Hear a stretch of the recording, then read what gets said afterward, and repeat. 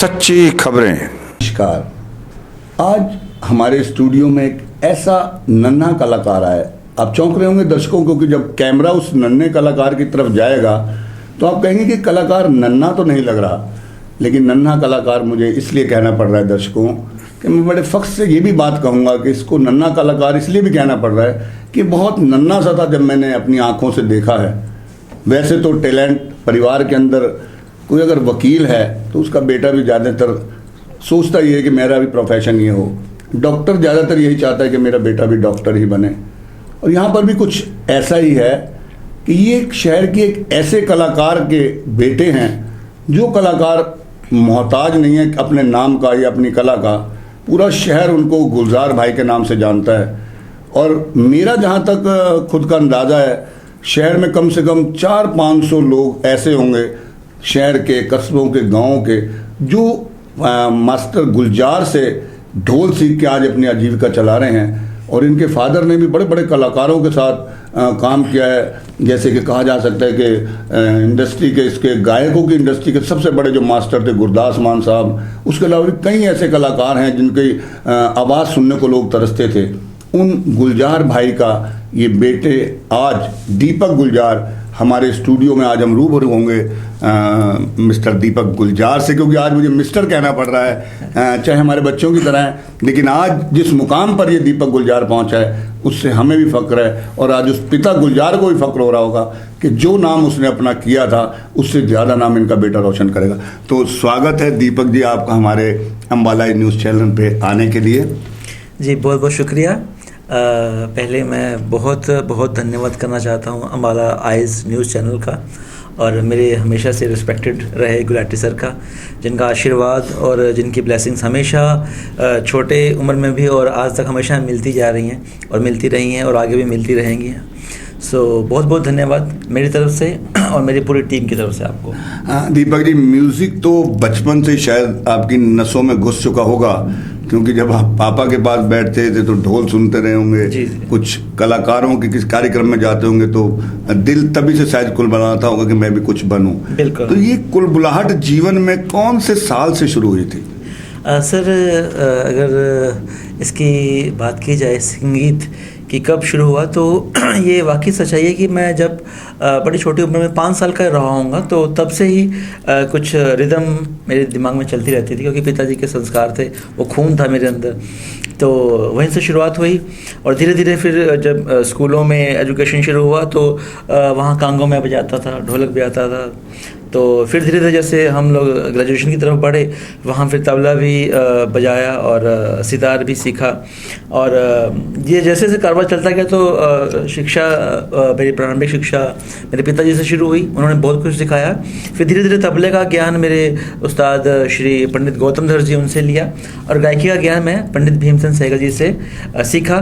तो उन सब के आशीर्वाद से आज एक कारोबार ऐसा बना कि आज पूरे हिंदुस्तान में भी और विदेशों में बहुत बार परफॉर्म करके आ चुका हूँ। तो दीपक जी, आपका कारवां इस इंडिया के किन किन बड़े शहरों में और इस इंडिया के बाद बाहर के किन किन शहरों में जाकर रुका, और उस दौरान आपने कौन कौन सी चीज़ें पेश की? और थोड़ा दर्शकों को बताएं कि आपके दिल को सबसे ज़्यादा आनंद किस दिन आया, जब आप स्टेज शो कर रहे थे और सामने दर्शक तालियां पीट रहे थे, या कोई एक बहुत बड़ा सेलिब्रिटी नेता या कोई आदमी प्रोग्राम में आया हुआ था, जिस दिन आपके दिल को एक अजीब सी खुशी महसूस हुई, वो जरा दर्शकों को बताएं। और बताएं कि आपने इस कारवां को कहाँ कहाँ तक लेके गए थे और कौन कौन से आपको अवार्डों से अब तक सम्मानित किया जा चुका है?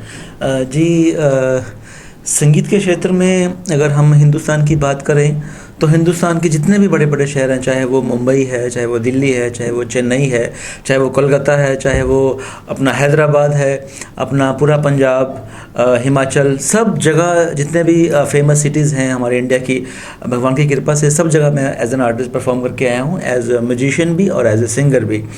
और विदेशों की बात करें तो विदेशों में मैं South Korea, America, Canada, Dubai, Africa, इन सब कंट्रीज़ में, आइसलैंड में, सब जगह ये परफॉर्म करके आया हूँ। और जो मेरा सबसे अच्छा एक्सपीरियंस रहा, वैसे तो अब्रॉड में परफॉर्म करना एक इंडियन आर्टिस्ट के लिए बहुत मान वाली बात होती है, बहुत प्राउड वाली बात होती है। और वैसे मैं अपना अगर पर्सनल एक्सपीरियंस कहूँ तो मैं जब साउथ कोरिया में परफॉर्म कर रहा था एज एन आर्टिस्ट, तो हमें गवर्नमेंट ऑफ इंडिया ने डेल्फी गेम्स एक नाम से एक अंतर्राष्ट्रीय कंपटीशन होता है म्यूज़िक का, कल्चर का। तो वहाँ मुझे गवर्नमेंट ऑफ इंडिया ने भेजा उसमें फ़ाइट करने के लिए। तो वहाँ पे मैंने अपने आर्टिस्टों के साथ एक पूरी टीम बनाई और फिर हमने वहाँ पे सेकंड पोजीशन हासिल किया और सिल्वर मेडल हासिल किया। वो लम्हा मेरे लिए एक बहुत बड़ा लम्हा था, क्योंकि पूरे वर्ल्ड के आर्टिस्ट वहाँ बैठे हुए थे और जब वो नाम अनाउंस हुआ हमारे इंडिया का, और उसमें मैं और मेरी टीम जाके वहाँ पे सिल्वर मेडल हासिल कर रहे थे वहाँ के मिनिस्टर्स के हाथों से। तो वो मेडल लेना, गले में डालना और सब क्लैप कर रहे थे। तो वो एक लम्हा अपने आप में एक बहुत बड़ा लम्हा था खुशी का भी। और उस टाइम मेरी आंखों में पिताजी और मेरे गुरुजन सबका चेहरा था कि आज उनके आशीर्वाद से वो सब ऐसा एक बहुत बड़ा मुकाम हमें हासिल हुआ। उसके बाद फिर अमेरिका, कनाडा, अफ्रीका सब जगह परफॉर्मेंसेस होती रही और सब जगह अच्छा ही एक्सपीरियंस रहा।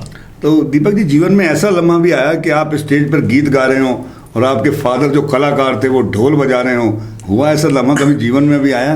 पिताजी के साथ ऐसा लम्हा अभी तक शायद एक आधी बार ही हुआ, क्योंकि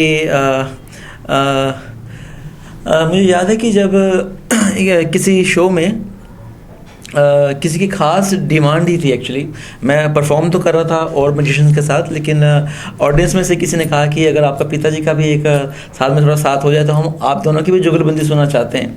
तो फिर पिताजी ने परफॉर्म किया और मैंने गाया साथ। तो वो भी एक लम्हा अपने आप में बहुत बड़ा लम्हा था, क्योंकि उनका आशीर्वाद भी था और एज एन आर्टिस्ट भी हम लोग संगीत की जुगलबंदियों में उलझे पड़े थे, जुगलबंदी कर रहे थे। तो बहुत बड़ी बात थी वो भी। और ये लम्हा भी बड़ा अच्छा था, बड़ा कुछ सीखने को मिला पिताजी से भी, और ऑडियंस ने बड़ा अच्छा रिस्पांस दिया उससे। दीपक जी, चलते चलते हम पूछना चाहेंगे कि आपकी मस्त कलंदर जो एक एल्बम रिलीज होने जा रही है, जिसके कल विज साहब ने, जो हमारे हरियाणा के स्वास्थ्य गृह एवं स्थानीय निकाय मंत्री हैं जी, और बड़े पावरफुल मंत्री हैं जी, उन्होंने भी आपको ब्लेसिंग दी, अपना आशीर्वाद दिया है। तो थोड़ा हमारे दर्शकों को बताएं कि मस्त कलंदर आपकी एल्बम कब रिलीज होने जा रही है और इसमें किसने म्यूजिक दिया, इसके डायरेक्टर कौन है, तो दर्शकों को खुलकर बताएं ताकि वो आपकी मस्त कलंदर को सुन के खुद भी मस्त हो सके। वाह। तो मस्त कलंदर का जो बात है वो ऐसा है कि हमेशा से सूफी संगीत हो, शास्त्रीय संगीत हो, गज़ल संगीत हो, लेकिन कुछ खास जो लिरिक्स होते हैं तो वो हमेशा से हमें अट्रैक्ट करते रहे मुझे।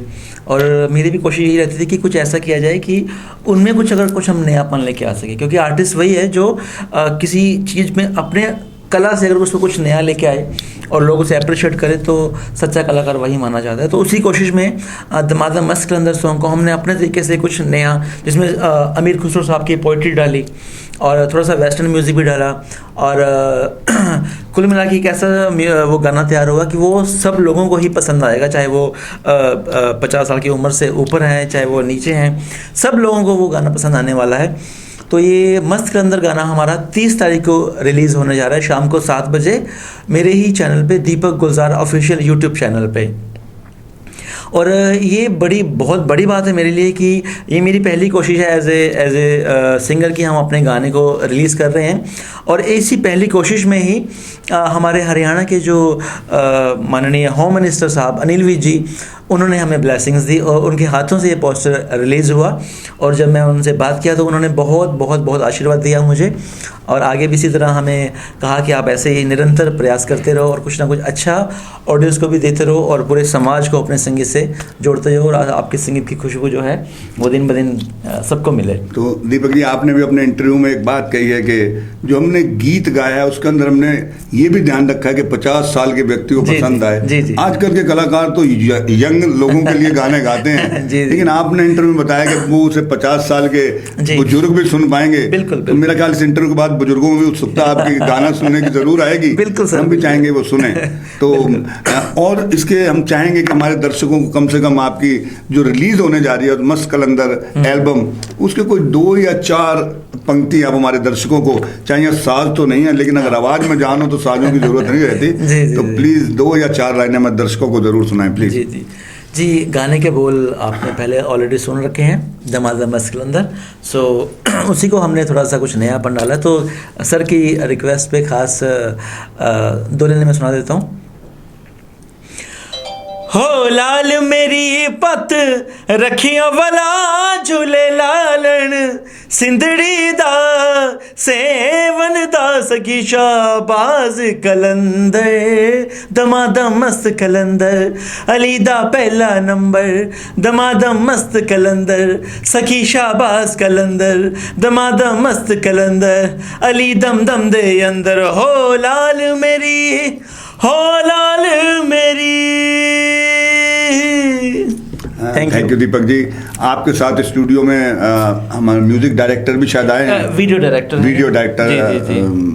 तो जरा बताएंगे अपना, हमारे दर्शकों को अपना नाम और अपना प्रोफेशन, कि आप कब से इस प्रोफेशन में हैं और आपने कौन कौन सी एल्बम के लिए कौन कौन से कलाकारों के लिए अपनी सेवाएं दी हैं, प्लीज़। पहले तो मेरा अम्बाला आइज़ न्यूज़ चैनल को नमस्कार और उनके देखने वाले दर्शकों को नमस्कार। मैं धन्यवाद करना चाहूँगा कि उन्होंने मुझे अपनी बात कहने का मौका दिया अपने चैनल पे। तो मैं तो पहले तो इस गाने के बारे में बताना चाहूँगा जी, जो ये मस्त कलंदर जो गाना रिलीज़ होने वाला 30 तारीख को, इस पे दीपू भाई और मैं कम से कम 1 साल हो गया हमारी इस बात को हम डिस्कस कर रहे थे कि हम ऐसा कुछ, क्योंकि ये हमने ना ये गाना इनके अंदर बस चुका था, ये काफ़ी शोज़ में हमने ना परफॉर्म किया हुआ था पहले।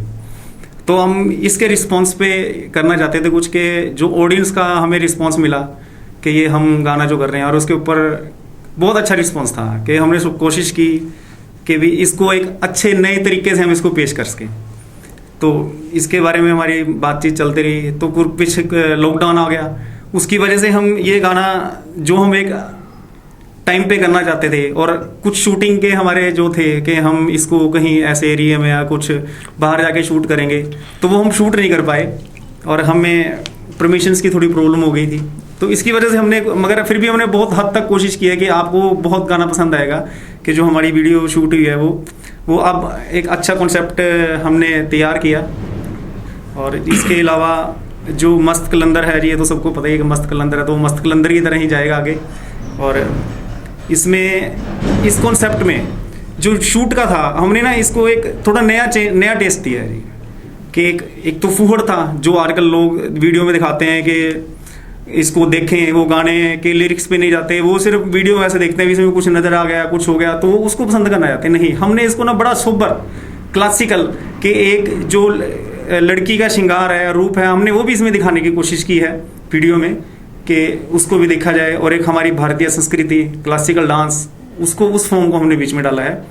और इसके अलावा जी मैंने काफ़ी जसपाल भट्टी जी के साथ काफ़ी काम किया है, मास्टर सलीम जी के साथ काफ़ी शूट किए हैं, हार्डी संधू के काफ़ी किए हैं, और जसवीर जस्सी जी के काफ़ी शूट किए हैं। इसके अलावा काफ़ी जो हमारे अम्बाला के आर्टिस्ट हैं उनके काफ़ी शूट्स किए हैं जी। दीपक जी के साथ तो मैं काफ़ी टाइम से जुड़ा हुआ हूँ, इनके भाई से के काफ़ी शूट कर चुके हैं हम।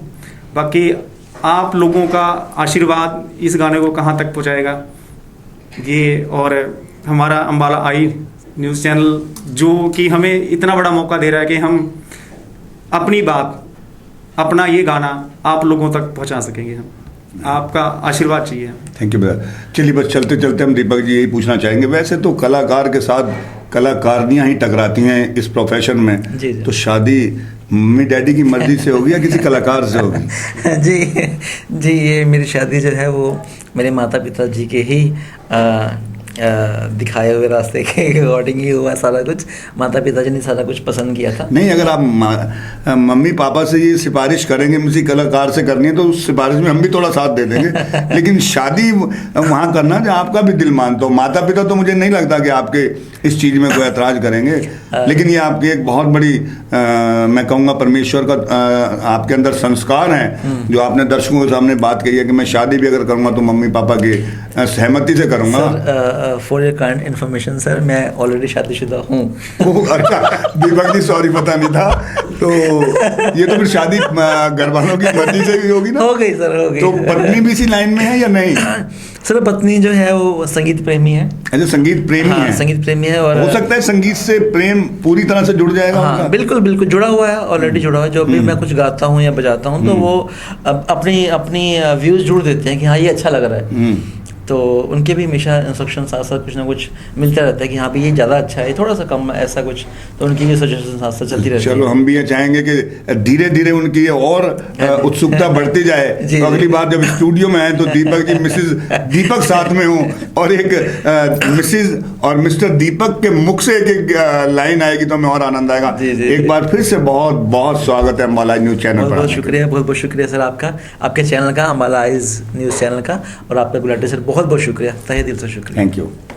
मास्टर गुलजार जी, वैसे तो अम्बाला में शायद ही कोई ऐसे जोड़ा रहा होगा जिस जोड़े के यहाँ जाके आपने अपना ढोल नहीं बजाया होगा। अब ये पता नहीं उन बेचारों के पास में ढोल कहाँ तक बजे, लेकिन आज आपसे हमें बड़ी खुशी है कि आज अम्बाला इस न्यूज़ चैनल में आप जैसी महान हस्ती आई है। गुलजार जी, कुछ दिन बाद 30 तारीख को आपके बेटे की मस्त कलंदर एल्बम रिलीज़ होने जा रही है, और वो भी एक जिस तरह से आपने ऊंचाइयों को छुआ है, बड़े बड़े स्टेजों पर कार्यक्रम दिए हैं, और वो भी बड़ी बड़ी स्टेजों पर, जैसे आप देश और विदेशों में गए थे, ऐसे आज आपका बेटा भी आपके पद चिन्हों पर चलकर आपका नाम पूरी तरह से रोशन कर रहा है। तो आपको कैसा महसूस हो रहा है कि आपके बेटे की जो एल्बम रिलीज़ होने जा रही है, तो थोड़ा बताएं कि कैसी फीलिंग आपके अंदर आ रही है अपने बेटे को लेकर? मेरे को बहुत खुशी है, मेरे बेटे ने बहुत मेहनत की है, आज मेहनत का फल भी मिले, आप लोगों का भी आशीर्वाद है। तो मैं प्रार्थना करता हूँ मेरा बेटा ऊंची ऊंचाइयों तक पहुँचे, मेरी यही बेनती है। धन्यवाद मानस।